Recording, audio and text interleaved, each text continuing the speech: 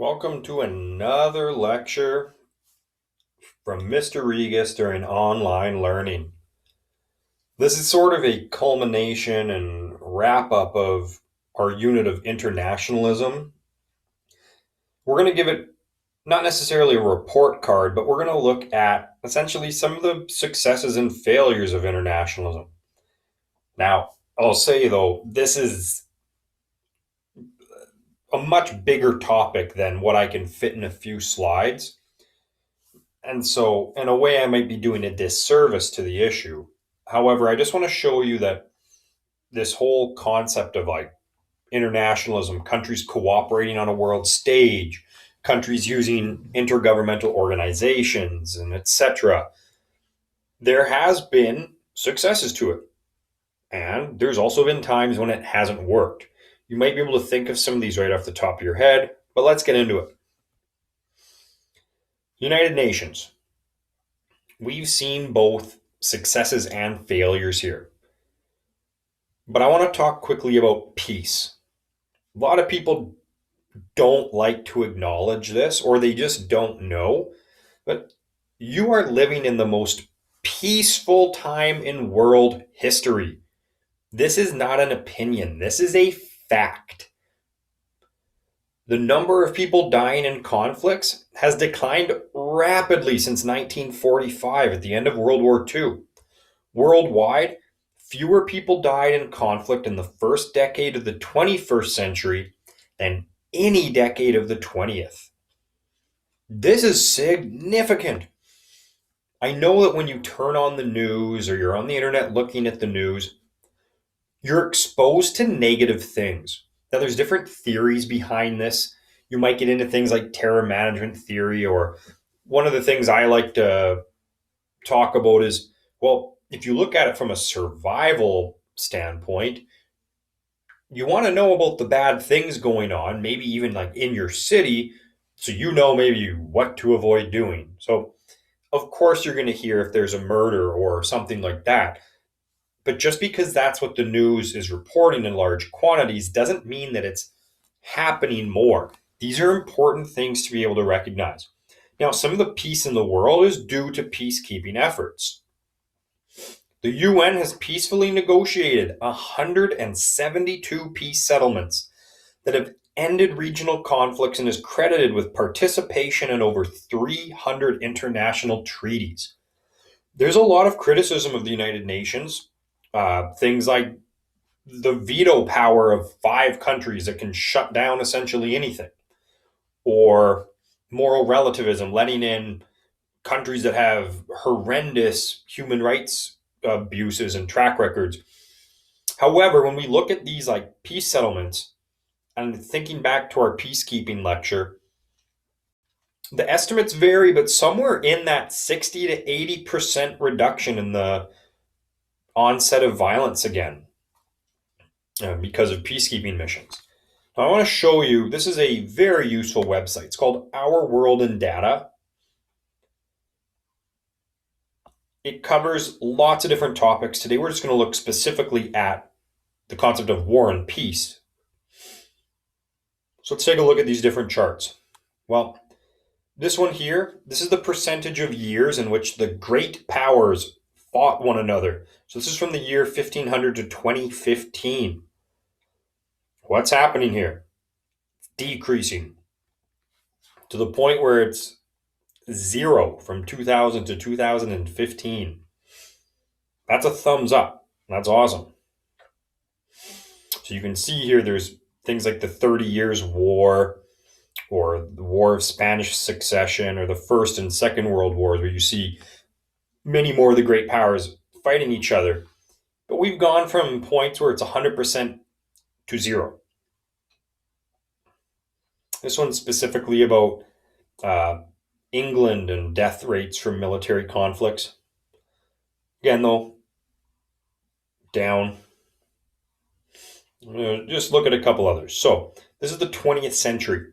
Now, these are international battle deaths per 100,000 people. So, what that means is for every 100,000 people, how many of them would have died due to these battles? Obviously, we see some big spikes here. Things such as World War One, World War Two, and then the solid line is the average. But again, what's happening in these last few decades? It's pretty much nothing. These are extraordinary things. Extraordinary. So, battle related deaths in state based conflicts since 1946 by world region. This goes to 2016. So, what they're talking about here, we're looking at the different areas, but again, 1950, lots, and it just drops and drops with spikes. But again, as we get into the last decade, much lower. Now, one of the things I will say, and this is worth noting, there has been like this little uptick that kind of bucked the trend of the past couple decades, and this was due to the Syrian civil war and the massive casualty rates there. But one thing worth noting is that this is a civil conflict, not state based, where it's two different countries attacking each other. So here, violent deaths in conflicts and one-sided violence since 1989, 1946 to 2016. So, again, as you can see, fairly even.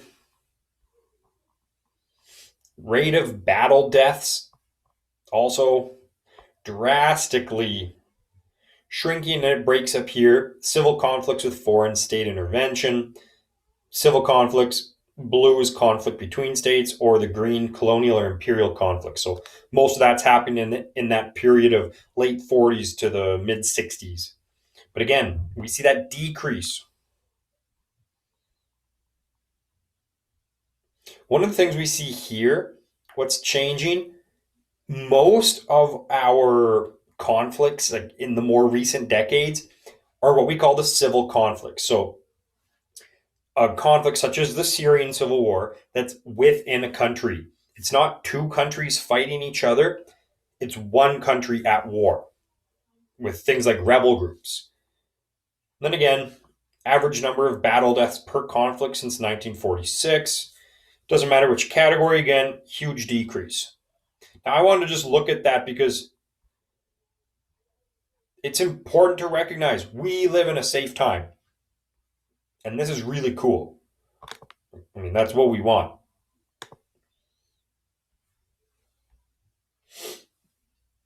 Here's another thing where internationalism is at play. There's criticism here, but I just want to explain a little bit. So, charging leaders with war crimes by the International Court of Justice and the International Criminal Court. Now, the International Court of Justice, that's a branch of the United Nations. The International Criminal Court, located in The Hague, Netherlands, this is where leaders of countries or actually have been put on trial for things like war crimes or genocide. A couple notable ones are the prosecutions of Charles Taylor and Slobodan Milosevic. So they were leaders of Liberia and Serbia. Both of them were prosecuted for war crimes by tribunals set up by the United Nations. Charles Taylor was sentenced to 50 years imprisonment. Milosevic died of a heart attack before a verdict was reached. But these were two notable leaders in the 1990s, early 2000s that horrendous crimes happened under them. Now, here's a list. These are different people who are like been charged by the International Court of Justice. And you can see when these charges happened and then the current status. So people like Joseph Kony was the leader of a rebel army operating in northern Uganda and surrounding countries, though still a fugitive. But again, if you look through, some of these are on trial, some of them are serving sentences, some of them are fugitives. So you can be critical of this. It doesn't work perfectly, but the point is there's actually this body where international, like world leaders of countries have been held accountable to a certain extent. And that's fairly significant. Because again, when we talk about sovereignty, who's to come in and say you're doing something wrong, right? That's breaking your country's sovereignty. Here's another example where we've seen kind of a success of internationalism.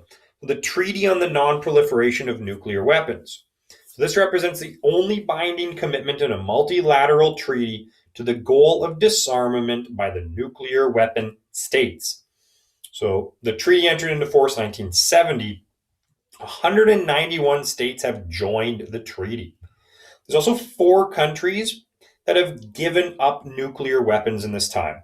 We have the Ukraine, Kazakhstan, Belarus, and South Africa.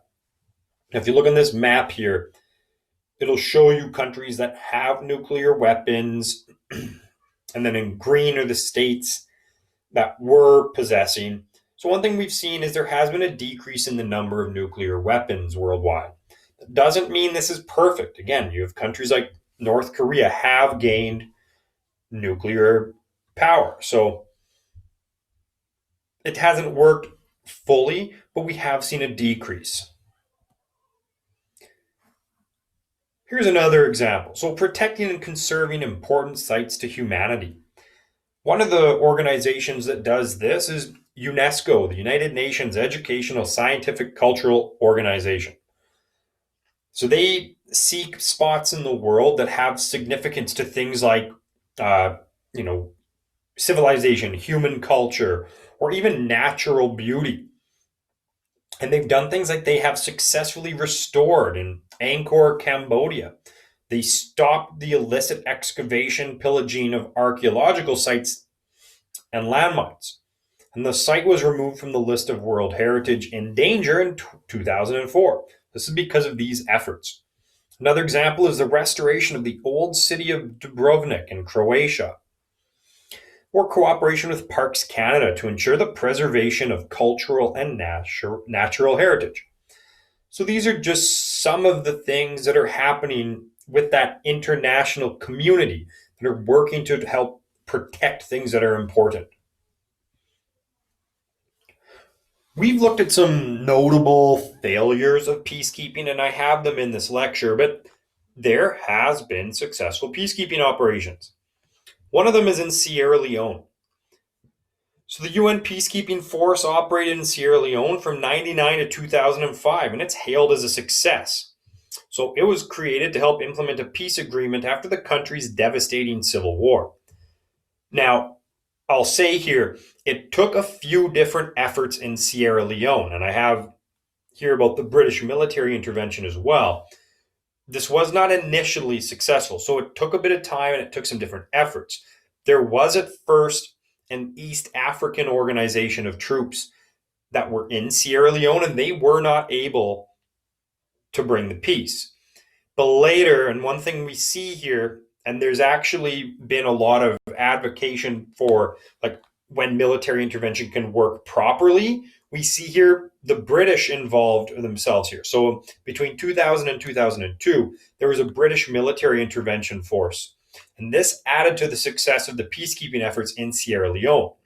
So this has been touted as an example of foreign intervention that actually works. And there's some people who actually will advocate that when done properly, foreign military intervention can be effective in installing peace. That would be different than maybe, let's say, like Iraq or Afghanistan, where there's still violence. But a place like Sierra Leone, it actually helped. So they said here, our blue helmets disarmed more than 75,000 ex-fighters, including hundreds of child soldiers. The UN destroyed more than 42,000 weapons and 1.2 million rounds of ammunition. So a potentially deadly arsenal that is now dead itself, or now itself dead. So Secretary General of the United Nations Ban Ki-moon declared this. Burundi, this is another place where peacekeeping efforts paid off. So they helped Burundi recover from decades of ethnic war. Or in Liberia, so December 2003 to 2004, UNMIL, with the aid of other organizations, they disarmed and demobilized over 100,000 combatants and their associates.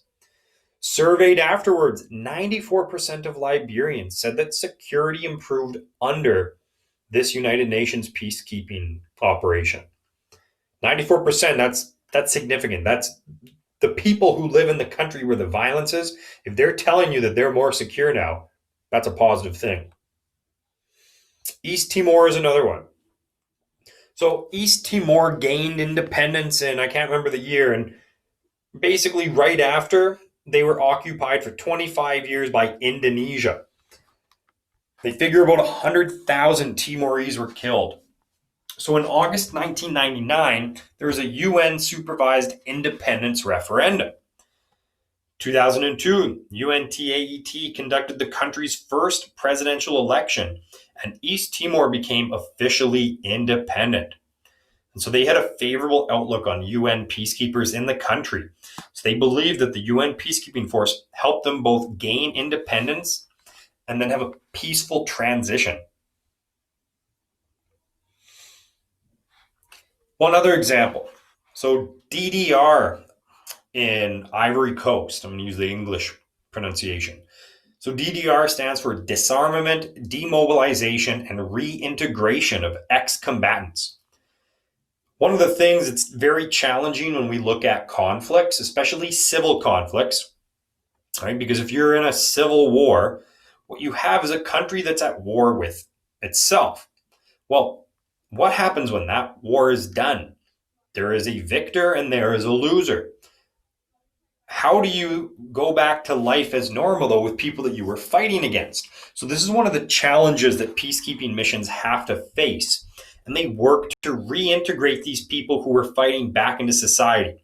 So in the aftermath of the post-electoral crisis in 2011, the government has seen the demobilization, disarmament, and reintegration of ex-combatants as a key factor for the stabilization as well as the political and economic recovery of Côte d'Ivoire. Now, this is straight from the UN's website here. So under the auspices of the National Authority on DDR, established in August 2012, some 69,506 ex-combatants, including over 6,000 women, had entered the national program for DDR conducted between 2012 and 2015. The quantitative objective of the government has been reached, with almost 70,000 ex-combatants entering the peace process, a completion rate of disarmament and demobilization of 92%. These are cool things.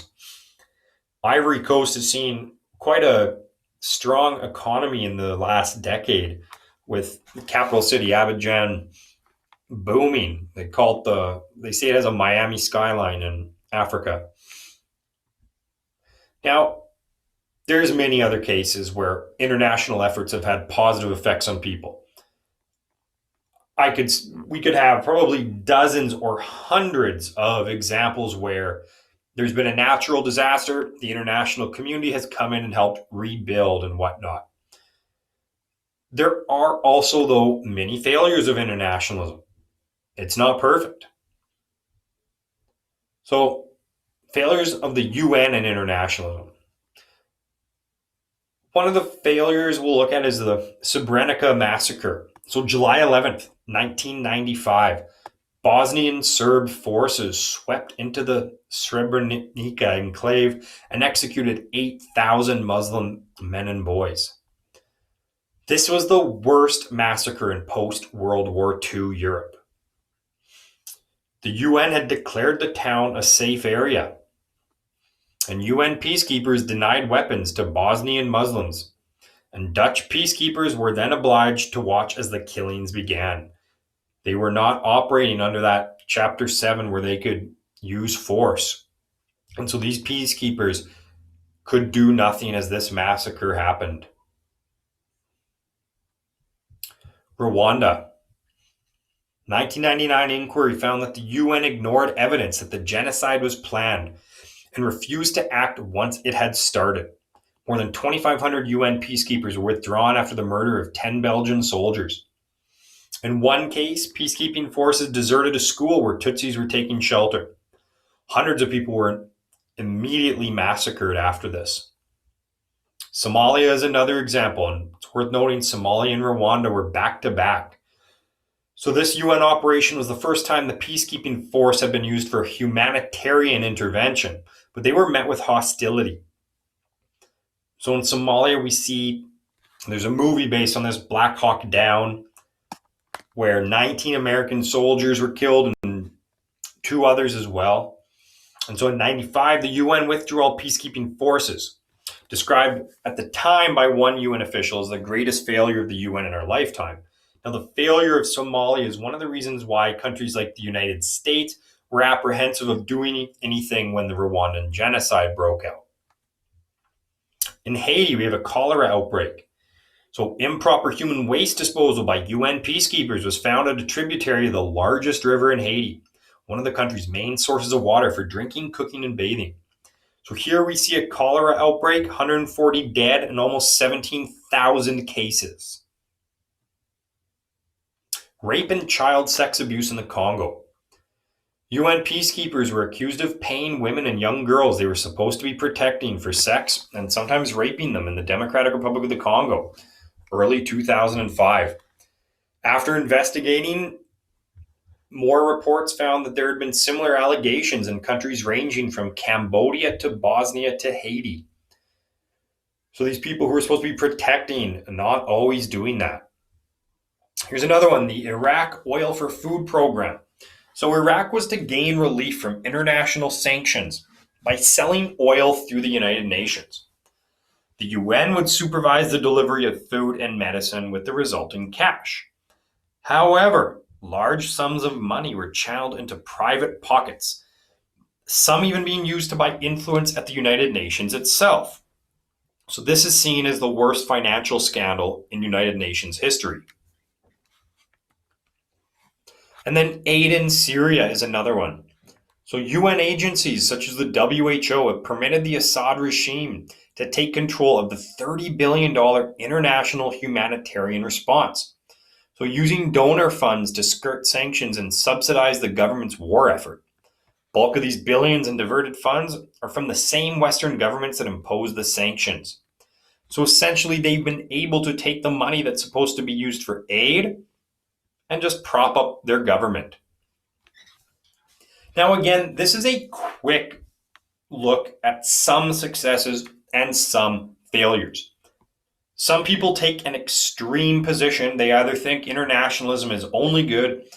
Some people, and I see this a lot today, they're critical of people. They call them globalists, and participating in the international scale is a bad thing. Well, there's pros and cons.